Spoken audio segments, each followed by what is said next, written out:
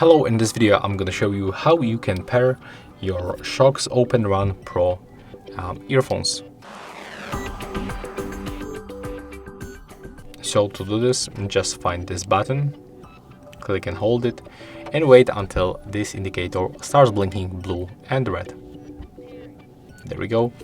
You will also hear the notification sound that they are in the pairing mode, so we have to open the settings, go to the Bluetooth, and from the list you have to select your earphones, of course, when they pops on the list, so just be patient. There we are. So click on them once, and when you are successfully connected, you are also able to get the brand application from these headphones. So there it is, the Shokz Be Open. So let's get it on our device. Now we have to install.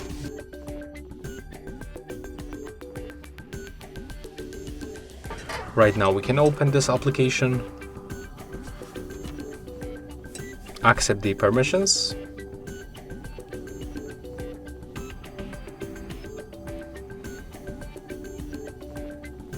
right now the application is looking for our headphones, and we've got this pairing request, so we can just click once.